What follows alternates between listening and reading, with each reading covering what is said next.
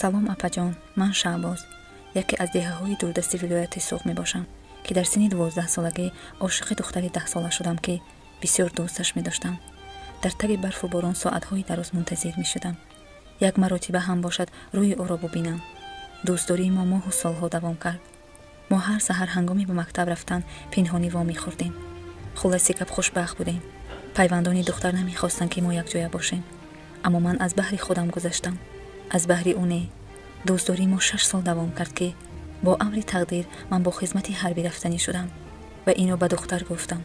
духтар гирья карда гуфт: марав, илтиҷо, ман дигар чораи надоштам ва гуфтам маҷбурам. духтар дар нома ба ман гуфт: ман намехоҳам ту ба хизмати ҳарбӣ равӣ ва аз ман дур бошӣ, зеро нахостани ман ҳеҷ фоидае надорад. зеро ту инро мехоҳӣ, ман кӯшиш ба харҷ медиҳам, ки то омадани ту мунтазир бошам. ишқи аввалину охиринам ман бошад.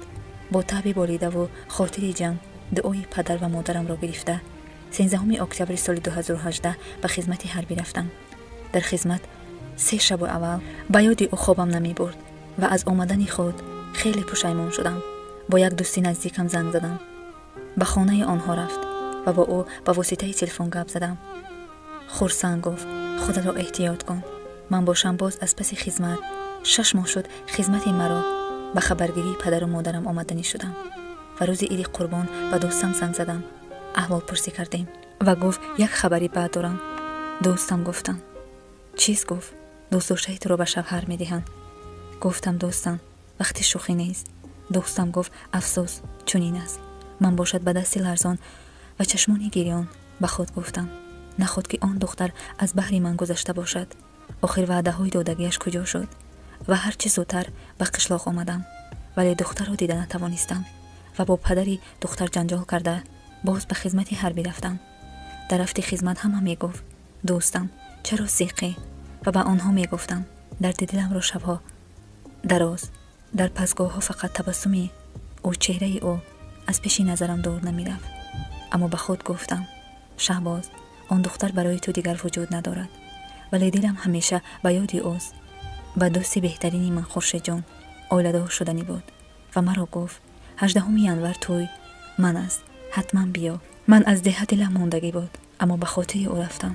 18 январ тӯи дӯстдоштаи ман ҳам будааст. ман бехабар рафтам ва шоҳиди хурсандии ӯ шудам, ки бе ман ҳам ӯ хушбахт будааст. ҳоло ӯ ойладор, соҳиби як фарзанд. ман тамоми дарвозаҳои диламро барои ишқ бастам, вале ӯ ҳоло ҳам дар фикри ман аст. дӯсташ медоштам, аммо ҳамаш хоби ман будааст ва то ҳол ман дар фикри он бевафо. бо эҳтиром, Шаҳбоз. шунавандагони азизу гиромӣ, ҳатман фикрҳоятонро дар комментария нависед.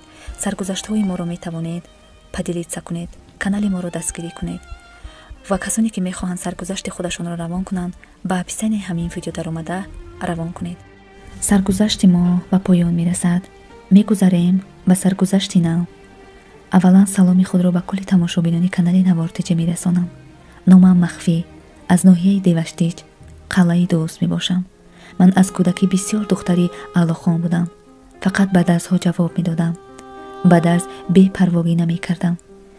як рӯз як бачаи хушёреро дида чунон ошиқ шудам, ки гуфта наметавонистам. ӯро аз ҷонам боло дӯст доштам. ҳар рӯз ӯ ба мактаб меомад. ӯ мактабро тамом карда буд, аммо ман ӯро дида чунон хурсанд мешудам, ки гуфта наметавонистам. баъд ӯ як рӯз маро дошта гуфт, ки номерҳои маро ба дугонаат медиҳӣ. ман сахт ғазаболуд шуда майлаш медиҳам. ба дугонаи ман чӣ кор дорӣ? гуфтам. ӯ гуфт: дугонатро дӯст медорам.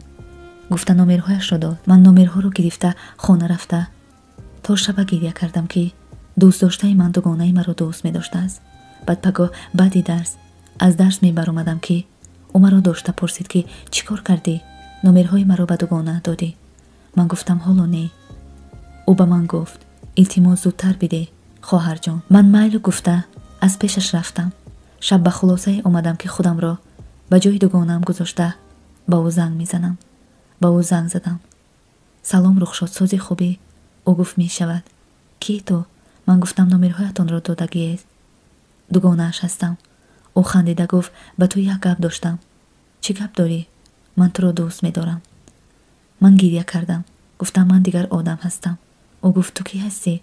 من همون آدمی هستم که نمرهایت را به من دادی. او گفت نمرهایم را چرا ندادی به او؟ من گفتم او دیگر دوست داشته دارد. من تو را دوست می دارم.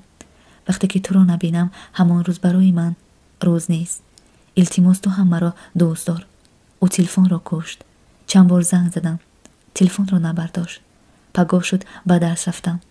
بعدی درس دیدم که او در استالچه مکتب نشسته کسی را انتظار است.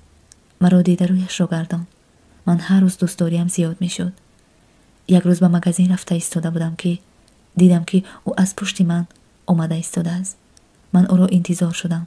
او آمده به من گفت که همون گپ‌هایت راست است. تو مرا دوست می داری؟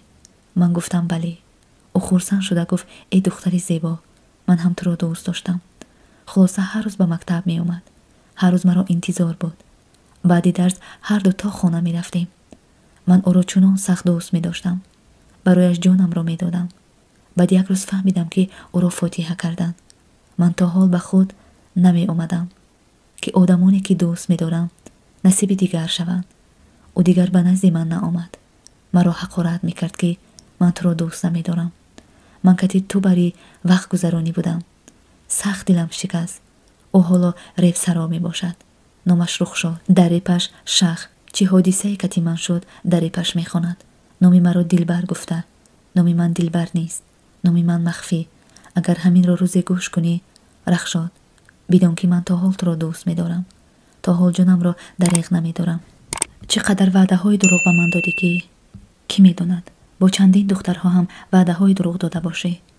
در ریب هایت مرا گناهگار می کنی. لیکن همین ریب هایت دروغ است. باز به همه می گویی که من به تو خیانت کردم. تو به من خیانت کردی. من نه.